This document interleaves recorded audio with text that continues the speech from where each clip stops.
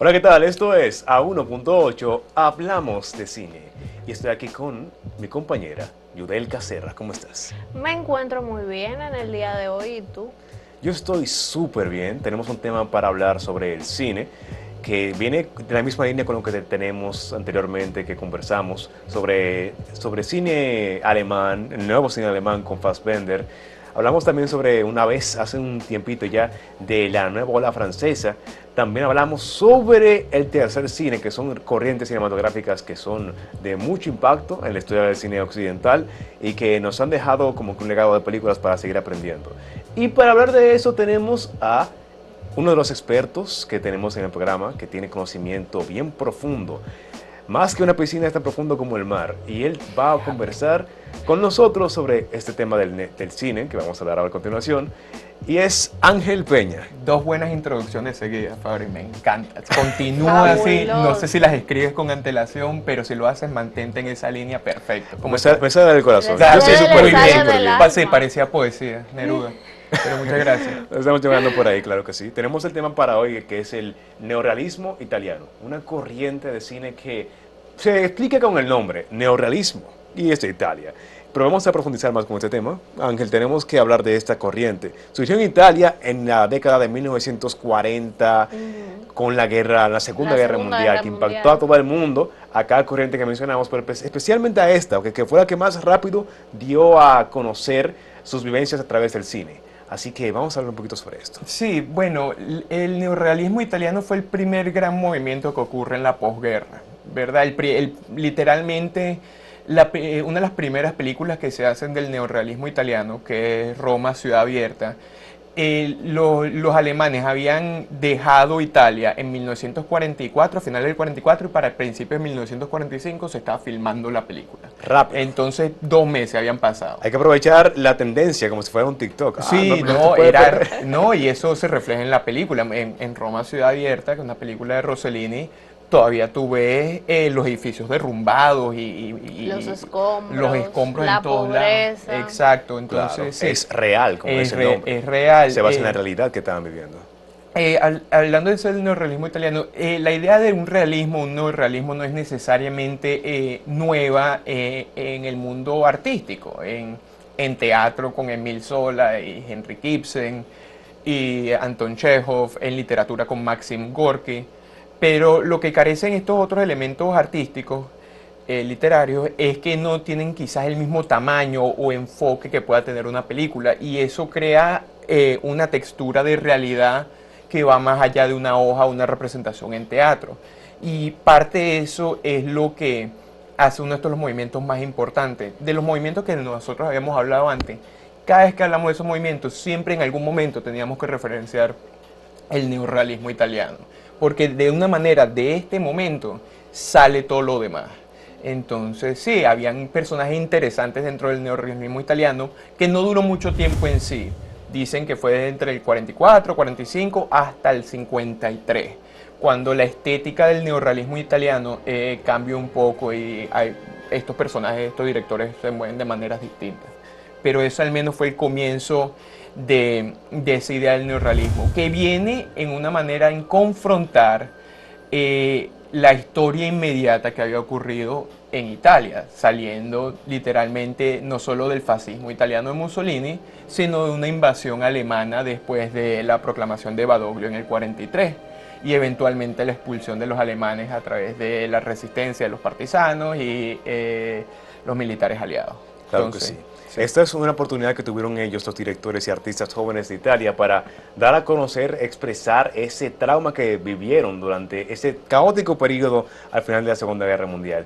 Y es una muestra de que el cine es un elemento que nos ayuda a canalizar las emociones y liberarlas, para poder, como que, al ver una película de este nivel, que como mencionaste es mayor que el teatro, mayor que cualquier escrito, porque la película te muestra una realidad muy visual, sonora con la música.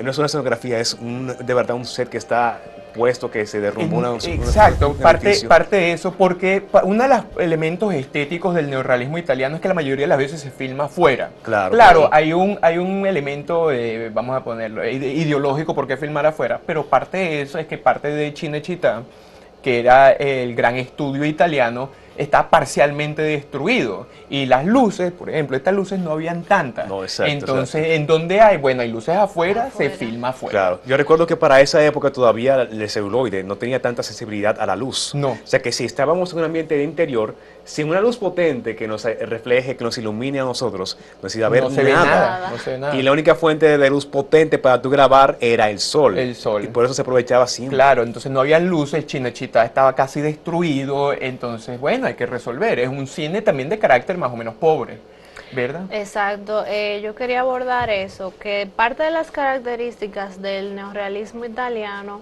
partía mucho de la pobreza, el sentimiento de lo que era la realidad que se estaba viviendo en esos mismos momentos. Algo muy importante era que no se tenían actores per se, eran actores entre comillas porque tenían poca experiencia, los principales, ¿verdad? Porque todo el resto ya era la clase trabajadora que estaba allí y gente pobre. Se utilizaba mucho, aparte de la figura principal del hombre, se empezó a utilizar mucho lo que es la mujer y el niño. Vemos que siempre en alguna de estas grandes producciones, por lo menos en los papeles principales, empezaban a utilizarse más siempre una mujer y un niño, que por ejemplo vemos esto en El ladrón de bicicleta, que el personaje principal es un hombre, pero él se apoya mucho de su esposa y de su hijo. No, sí, y como dices tú, hasta, ok, había lo que se llama actores y no actores, ¿verdad? Exacto. Bueno, en la película de Vittorio De Sica, que también dirigió Ladrón de Bicicletas, Humberto D., el actor principal no era actor, eso fue un profesor que Vittorio De Sica consiguió en la calle, un profesor de universidad, y él dijo, tú eres el mío, porque pareces bien. En serio, ve, ¿qué tú haces? Yo doy clase. Yo doy ven clase, tú, ven, ven, vamos a la vente para acá, película. siéntate ahí, sí, pero tenía mucho de eso, y eso también lo agarran, tú sabes, el tercer cine, Claro, Sí. claro. lo agarra mucho eso. Pero yendo también más con la línea que tú estabas diciendo de eso, de las mujeres, de los niños, yo creo que eso es importante de el sujeto narrativo que se crea en el neorrealismo italiano. Vamos con lo de los niños y las mujeres. En una película como la de Roberto Rossellini, Roma, Ciudad Abierta, esta es una película donde los personajes principales, primero no es uno, de una manera el personaje principal es la ciudad. Exacto. Uno de los personajes principales es una mujer que está embarazada, que no se ha podido casar, Pina, unos niños que hacen sus propios actos de resistencia bombardeando carros y tanques, Sí. un cura, no un cardenal, un cura. O sea, todos estos elementos no son los líderes, son personas que viven en la realidad de lo común, ¿verdad? Y eso es muy importante verlo porque eso yo creo que tiene una capacidad moral. En mostrar no solo un aspecto único de un personaje, sino mostrar los fragmentos que constituyen a una sociedad. Se puede entender en sí la totalidad de todos los elementos que quieren ser mostrados. A través de cada elemento mostrado se puede entender una totalidad absoluta de lo que se está hablando, particularmente en Roma, Ciudad Abierta, en la relación de un grupo de personas resistiendo una ocupación. Y eso es muy interesante. Pero más allá de eso, en términos, por ejemplo, estéticos, es algo que también es bastante interesante, porque Rossellini particularmente, hay escenas en Roma, Ciudad Abierta, donde no están bien enfocados los personajes, ¿verdad? Es más, Rossellini dijo una vez que si él conseguía en Roma, Ciudad Abierta, una escena bonita, estéticamente bonita, él la iba a sacar de la película, ¿verdad? ¿Qué significa eso? Yo creo que él tenía una responsabilidad moral en no crear un artífice, ¿verdad? En la creación del artífice, quizás, al menos él en su cabeza, pensaba que era no encarar a la realidad, y el no encarar a la realidad era en sí traicionarla. O sea, él no quería embellecer lo que quería expresar. O sea, Él hay quería gente que expresar. que le echa Él miel, azúcar a las cosas. que fuera Mira, crudo, Que fuera lo más Sí, crudo exacto, posible, sí, sí, en donde la estética, pero sin embargo, aunque no hay un formalismo estético que sea bello, hay momentos de humanismo que son extremadamente impactantes. En Roma, Ciudad Abierta, cuando asesinan a Pina o el final de la película, son momentos que te agarran por elementos no solo emocionales, pero de verdad son impactantes y tienen su propio elemento de belleza en sí. Es muy humano el cine neorrealista, particularmente el de Rossellini, porque trata estos personajes que yo creo que es importante. En el antiguo, por ejemplo, en el sistema fascista, siempre se ensalzaba o se trataba de subir la idea del gran hombre, del gran líder, que pasa inmediatamente después de la guerra. Los personajes que escoge los directores del neorrealismo no son grandes hombres, no son grandes líderes, es el común, y a través de este común es que se ve una verdadera fuerza y una verdadera solidaridad en contra de esos elementos de opresión. Así es. Ángel, vamos a poner una pausa aquí, vamos a parar el tema y seguiremos aquí en A1.8 de esta pausa. Así que no se vayan, seguiremos con más de neorrealismo italiano. En A1.8 hablamos de cine.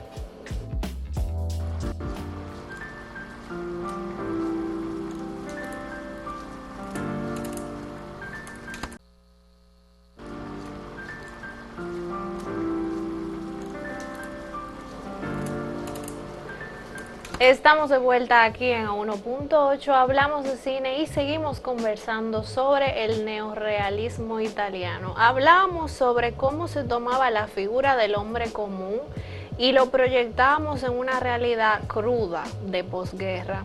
Por ejemplo, te planteo mucho el caso del ladrón de bicicleta porque tú sabes que ahí se ve un hombre trabajador que lo que quiere es progresar.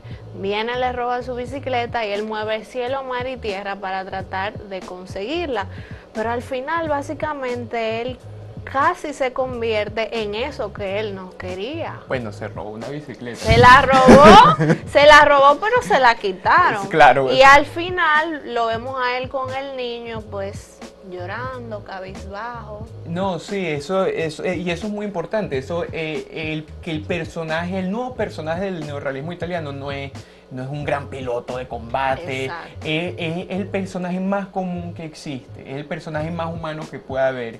Y ese humanismo inherente dentro del neorrealismo italiano crea una fuerza de verdad de carácter emocional. Sí. Dentro de ese el neorrealismo italiano no duró mucho y de verdad los directores más importantes serían más o menos tres. Sí. Luchino Visconti, Roberto Rossellini y Vittorio De Sica. Pero mira la importancia más o menos, por ejemplo, en Roberto Rossellini él saca inmediatamente después de Roma Ciudad Abierta, la próxima película se llamaba Paisà. Paisà son como 6 capítulos de, si en Roma Ciudad Abierta estamos hablando de personas que están en ocupación, en Paisà es el momento donde se comienzan a liberar el pueblo italiano y los partisanos, etc. Entonces una película que funciona muy bien como pareja porque habla del sacrificio el sacrificio humano de la opresión y al mismo tiempo el sacrificio humano de la misma liberación. En el último segmento de Paisà, que lo consideran el segmento quizás más neorrealista que pueda existir, que el crítico André Bazin dijo, Rossellini ya no está dirigiendo una película, él está dirigiendo hechos, ¿verdad? Tiene cierta textura de realidad, hay cierto elemento inmediato que es imposible negarlo. El último segmento habla más o menos de la relación entre unos soldados americanos y británicos con los partisanos italianos, donde están siendo rodeados por los alemanes. Si tú ves la película, o sea, no hay como, es una dirección invisible, pero en esa dirección invisible hay que tener mucho control, hay que de verdad ser muy concreto como director, porque es darle a la historia todo el espacio posible para que se pueda desarrollar en sí. Eso es extremadamente importante. O sea, eso es algo que, aunque tú digas, no, pero es que yo no veo el director en esta escena, eso cuesta. Es difícil, es casi, hacerte invisible así es muy difícil, porque hacer director, cualquier plano que tú haces ya de repente toma significado. Claro. Y es casi como, hay cosas que uno no se da cuenta. Claro. Y cuando uno se da cuenta es porque se hicieron súper bien, es porque están muy bien hechas. Como dice Bazin, está dirigiendo los hechos, ya no es una película, está dirigiendo los hechos. O sea, trasciende ya lo que es esa forma de, mira, yo soy director, yo voy a hacer un plano aquí un general, aquí vamos a hacer un traveling. Y eso hay que ser de verdad, uno tiene que ser muy humilde para como dejar, no quitarse la responsabilidad encima, sino dejar el egotismo que uno pueda tener para crear una imagen más o menos casi hasta de documental. Sí. Parte de estos elementos, por ejemplo, no solo estéticos, sino temáticos. se habla mucho en un ensayo que escribe Cesare Sabatini que se llama Algunas ideas del cine. Cesare Sabatini escribió Ladrón de bicicletas y escribió Humberto de él, la mayormente estaba involucrado con Vittorio De Sica. Y él escribe en este ensayo, son como 13 puntos, más o menos de lo que él entiende que es el neorrealismo, si ya habíamos llegado al neorrealismo, cómo se puede desarrollar. Y él dice algo muy importante que nos trae otra vez a Roma Ciudad Abierta. Él dice en uno de sus segmentos, si queríamos crear una historia sobre, por ejemplo, una huelga en una fábrica, nosotros creamos una narrativa primero y la huelga de la fábrica era el trasfondo. Ahora no. Ahorita la historia es la huelga en sí y dentro de ese mundo nosotros agarramos todos los elementos poéticos, narrativos existentes. Pero ya la condición de hechos se vuelve más importante que un elemento narrativo lineal. Él en una está hablando con un productor americano y el productor americano se está quejando de él. Él dice, no, mira, si yo fuera a hacer esta película, yo pongo un avión y dispara el avión y se acabó la escena. Si tú vas a hacer una película, tú pones un avión, tú pasas otro avión, pasa otro avión. Y él dice, sí, es verdad, yo lo hiciera así, pero la idea es que pasara ese avión 20 veces. Porque el cine, hasta ese momento, el cine, como decía Hitchcock, era la vida sin las partes aburridas. Para Cesare Sabatini, el cine era las partes aburridas, porque es lo que tiene la mayor textura de realidad. Y eso viene de una idea de Anton Chekhov, que cuando hace el Jardín de los Cerezos, hay muchas conversaciones que no van a ningún sitio. En Ladrón de bicicleta, hay un momento, que esto lo reconocen en el mismo ensayo, que el hombre está caminando y el hijo lo está persiguiendo y casi lo atropellan 2 veces. Sí, sí, sí. ¿Pasó algo después de ahí? No, no pasó. No. Es decir, esto no tenía una causalidad alguna con otra cosa. No es que en una película americana te hubieran agarrado, al niño le van a pegar, entonces el papá le dice, no, ¿por qué te metes así? Ah, es que yo te quiero. Y es una manera de que él se da cuenta que él quiere al niño, pero al mismo tiempo que tiene que darle disciplina. Tiene Sí. cierto elemento de causalidad. Cada cosa pasa por otra cosa. En el neorrealismo italiano no se necesita. Incluso yo creo que se diría como quien dice que fue el niño que se lo buscó, porque yo creo que fue en ese momento, o no sé si fue después, que él mandó al niño a coger un tren y el Sí. niño no lo hace. Sí, pero Es casi cuando ya él es va. cuando ya vas hasta el final de su Exacto. acto, pero en cualquier otro momento, en cualquier otra película de carácter americano, por ejemplo, eso tiene que ser un momento de causalidad. Si en una Sí. película americana alguien estornuda al final de la película va a tener fiebre, ¿verdad? O se muere. O se muere. O se Nadie muere. puede estornudar en una película gringa porque Sentencia se de va a morir. muerte, En el obligatoriamente. neorrealismo italiano tú puedes estornudar, tú puedes toser y no importa porque no hay una causalidad y eso es lo que le da textura de realidad a estas películas. Y eso es lo que crea un elemento más allá de lo natural y tiene un carácter bastante humano. Entonces sí, comparte mucho esos elementos que eventualmente iban a ser utilizados hasta en la nueva ola francesa, en el tercer cine, etcétera, etcétera. Todos los directores del neorrealismo italiano, aunque compartían muchos de estos elementos, por ejemplo, Cesare Sabatini era más radical en su vista de cómo tenía que verse el neorrealismo, todos al menos compartían ese elemento de la humanidad, de cómo a través de fragmentos podemos mostrar la totalidad de una sociedad. Rossellini se enfocó más al menos al principio en ese elemento de dentro de la ocupación y la posguerra inmediata, con 3 películas, Roma Ciudad Abierta, Paisà y Germania Año Cero, que es un poco más distanciada porque habla de Alemania literalmente en el momento que se acaba la guerra y un niño que tiene que sobrevivir a esta miseria, donde más o menos el lema o el mensaje que nos da es que cómo puede sobrevivir un inocente dentro de un mundo violento. Luchino Visconti se enfoca un poco más en esos elementos populares, de trabajadores, etcétera, etcétera, pero no tanto en un elemento urbano como lo haría Vittorio De Sica. Vittorio De Sica, por la influencia de Cesare Sabatini, por eso habla de sindicatos, de trabajadores, del lumpenproletariado. Luchino Visconti habla más de pescadores, de criminales, pero todos comparten ese elemento, ese naturalismo, esa textura de lo real que antes de ellos nunca se había visto. Y todos estos personajes son interesantes, Luchino Visconti particularmente, porque el nombre completo de Luchino Visconti es Conde Luchino Visconti di Modrone, porque él era aristócrata. Cuando comienza Wow. la ocupación, aristócrata, era mejor amigo de Víctor Emanuel, que era el rey de España. Supuestamente tuvieron un amorío. Cuando entran los alemanes a Italia, él se cambia al Partido Comunista. Él fue uno de esos pocos directores del neorrealismo que no se mantuvieron trabajando durante la ocupación o durante el término fascista. Él se escondió en algún sitio, pero es un personaje bastante interesante, y a través de eso, a través de esa lucha, él por eso retrata a estas personas más en un conflicto quizás un poco más violento. Más o menos todos estos elementos, aunque se comparten, eventualmente se comienzan a disipar. ¿Por qué? Porque no todas las cosas se pueden mantener igual, etcétera, etcétera. Alrededor del 53, después de que Rossellini hace una película que se llama El Milagro, que también era de carácter popular, que es la misma actriz de Roma Ciudad Abierta, se comienza a mover un poco más hacia el melodrama. Y Luchino Visconti se comienza a mover un poco más, por ejemplo, al cine de color y a un periodo histórico importante en Italia, que era el Risorgimento, que es el periodo de unificación en Italia y la interacción entre diferentes clases sociales como la aristocracia y la nueva burguesía.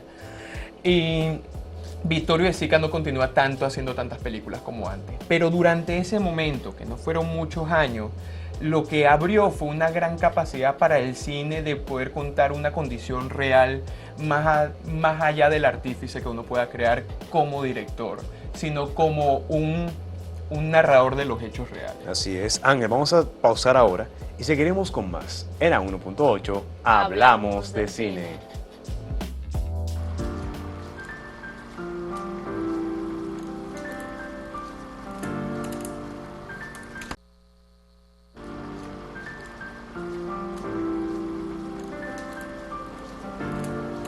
Y continuamos en A1.8, hablamos de cine, sobre el neorrealismo italiano.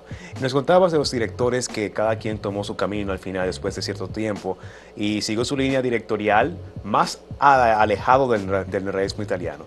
Pero este pequeño momento histórico en la historia del cine tuvo un legado que siguió y continuó con otras corrientes en Europa y posteriormente también en América Latina y América en general. Sí, no, y también como momento de reflexión dentro de Italia en sí, más allá del cine. Me acuerdo que había un artículo de Life Magazine, una revista en Nueva York, que decía una película como Roma Ciudad Abierta finalmente le devolvió la nobilidad a Italia después de los años de Mussolini. Ya Italia se podía, aunque tienen este trauma histórico, al menos se podían entender que también eran personas. Pero hay mil y un directores que sin el neorrealismo italiano no existieran. Federico Fellini, uno de los más grandes directores de este planeta y cualquier otro, si puede decir, hay cine en otros planetas. Él trabajó directamente debajo de Roberto Rossellini en 3 películas. Él coescribió Roma Ciudad Abierta, Il Miracolo y Paisà. Y él dijo de Rossellini: Rossellini no solo es mi padre, él es como Adán, él es padre de todos. Jean-Luc Godard, que es el anarquista por excelencia del mundo cinematográfico, dijo de Roma Ciudad Abierta: todos los caminos llevan a Roma Ciudad Abierta. O sea, el hombre, tú sabes, carismático. Pero sí, personajes del cine americano. Martin Scorsese, en una película, una de sus películas favoritas es Paisà, pero más allá de eso, en una película como Raging Bull, las escenas que son más cotidianas, donde el hombre no está peleando, están literalmente sacadas del neorrealismo italiano. Eso donde los bombillos están expuestos, eso es muy del neorrealismo italiano.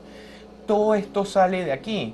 Es más, una película como El ladrón de bicicleta, años más tarde, al final de los 80, una película en el Tibet que se llamaba El ladrón de caballos, y más o menos se basaba en lo mismo.